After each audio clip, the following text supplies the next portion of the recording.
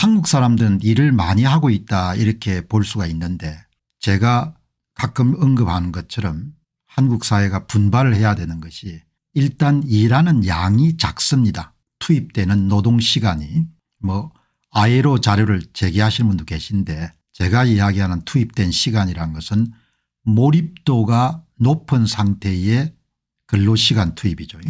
그다음에 생산성 자체가 낮습니다. 그러니까 양적 투입도 낮고 질적 투입도 낮는 거죠. 이제 거기다가 대다수의 근로자들이 갖고 있는 직업윤리도 상당히 저는 낮다고 봅니다. 그러니까 근래 한국 사회에서 이 대통령의 계엄 선포 이후에 대통령을 체포 구금하는 그런 과정에서 군인들의 직업윤리, 변호사들의 직업윤리, 검사들의 직업윤리, 검사 출신들의 직업윤리, 판사들의 직업윤리를 보게 되면은 별개의 독립적인 그런 사건이 아니고 한국 사회의 직업윤리를 이해하는 데 굉장히 크게 도움이 되는 거죠. 그러니까 직업과 관련된 윤리가 굉장히 낮은 겁니다. 그러니까 본인이 남이 감시 감독하고 있든지 말든지 간에 보상이 더 따르든지 말든지 간에 자신에게 주어진 직무를 어떻게 수행해야 되는가 이런 관점의 차이가 굉장히 이렇게 좀 열악한 상태인 겁니다. 그래서 한국은 앞으로 시간이 가면 갈수록 경쟁력이 낮아질 가능성이 굉장히 높은 겁니다. 이제 이 문제를 이제 오늘 이렇게 보니까 매일경제에서 일면 톱 기사를 다뤘네요. 출근 이후의 잡담, 웹서핑, 담배 타임, 김 대리도 박 부장도 월급 루팡이다. 월급 도둑놈들이다. 이런 뜻인 거죠. 그러니까 기가 찬 거죠. 이걸 일면 톱 기사로 다뤘네요. 굉장히 좋은 기사 내용을 담았습니다. 그러니까 실질적으로 직장에 출근하고 난 다음에 그냥 사적인 용도로 시간을 얼마나 쓰냐 그걸 가짜 근무 시간이라는 개념을 도입해 가지고 잘 분석을 했네요. 대한민국 직장인의 가짜 노동 현실 근무 시간의 27%를 딴짓에 허비하다. 연령 직함 구분 없이 심각하고 주식 투자하고 온라인 쇼핑을 즐기다. 퇴근 전 1시간이 피크타임 개인 용무 명상 이직 준비에 시간을 도둑질하는 거죠.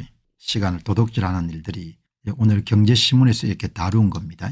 20대 A씨는 근무시간 가운데 1시간 30분을 사적인 용도로 쓰고 20대 B씨는 공기업에서 근무하는데 30분을 자기 용도로 쓰고 20대 C씨는 9시간 가운데 2시간 10분을 사용하고 40대 F씨는 8시간 30분 가운데 3시간을 자기 용도로 사용하고 이거를 여러분 잘 정리해 가지고 이렇게 이야기를 했네요.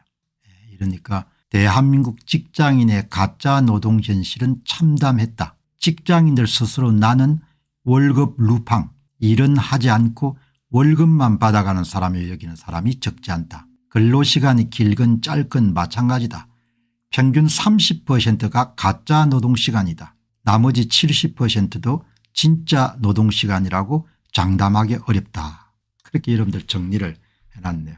물론 방송 보시는 분들 가운데 다른 의견을 가지신 분도 계시겠지만 매일경제신문 여러분들 면담을 한 모양입니다. 그러니까 사적인 용도로 활용하고 있는 시간이 얼마나 되냐 그렇게 여러분들 정리를 해놨네요.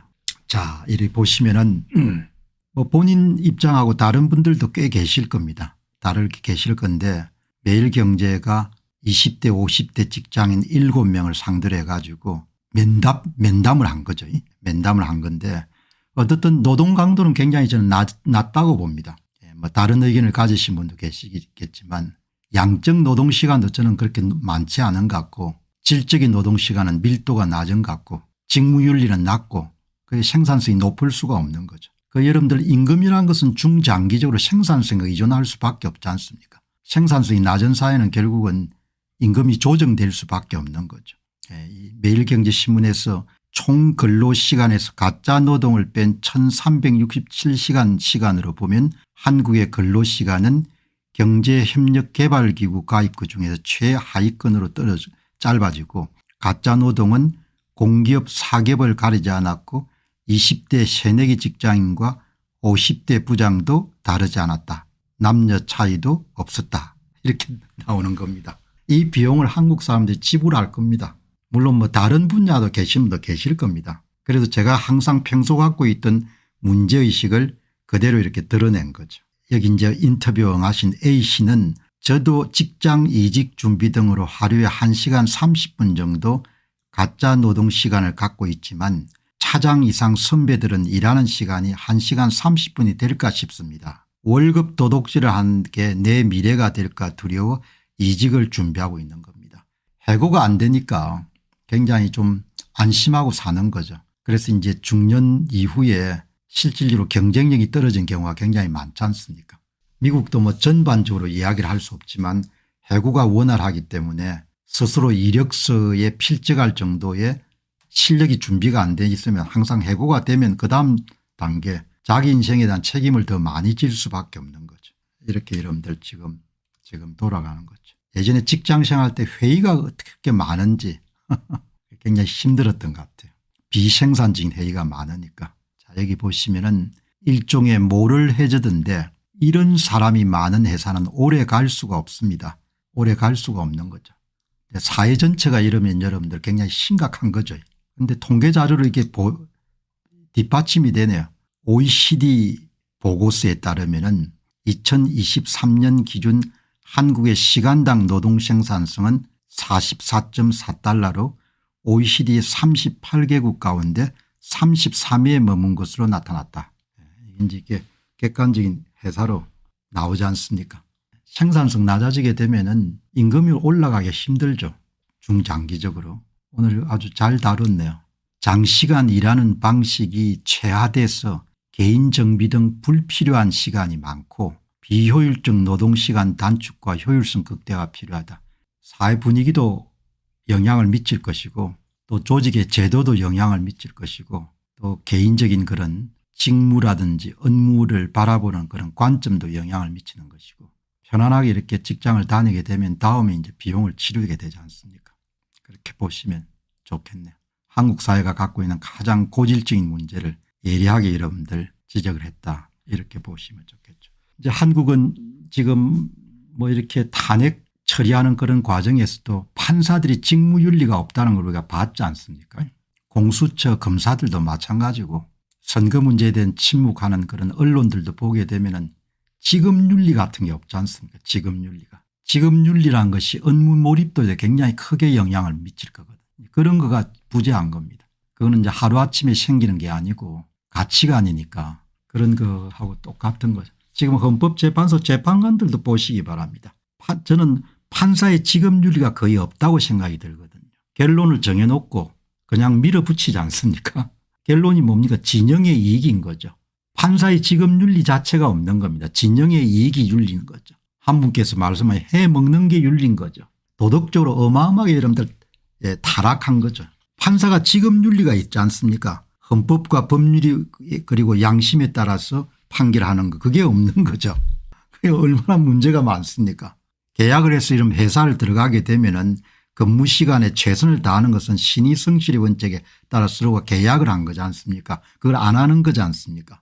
이렇게 여러분들 돌아가니까 사회를 재건하는데 참 이 정신적인 문제들이 굉장히 많이 타락을 해가지고 언론사가 여러분 5년 동안 선거 문제를 다루지 않지 않습니까? 사실을.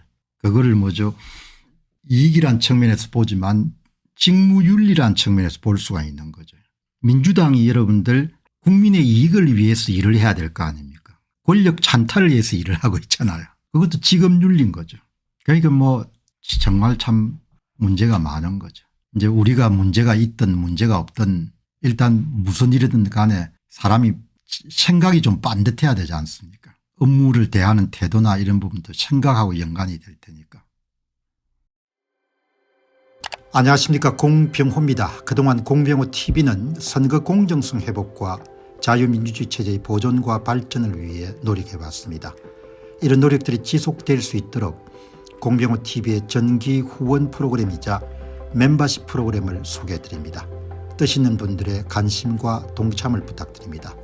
선거 공정성 회복을 위한 노력을 지지하시고 훌륭한 나라 만들기에 동참하시는 시청자분들이시라면 구독 버튼 바로 옆에 있는 가입 버튼을 통해서 정기 후원 프로그램에 가입할 수 있습니다. 가입 버튼을 누르시면 공병호TV의 후원자가 되시게 됩니다. 여러분의 후원이 선거 공정성 회복을 위한 노력에 힘을 더할 수 있을 뿐만 아니라 자유민주주의 체제의 수호를 그리고 발전을 통해 여러분과 후손들의 삶에 빛과 소금이 될 것입니다. 특히 그동안 공병호TV는 선거 공정성 회복을 위한 노력 과정에서 채널 성장에 제약이 가해지는 불이익을 감수해왔고 지금도 그런 불이익이 계속되고 있습니다. 그럼에도 불구하고 너무나 중대한 문제이기 때문에 공병호TV의 노력은 계속될 것입니다. 여러분의 깊은 관심을 부탁드립니다. 감사합니다.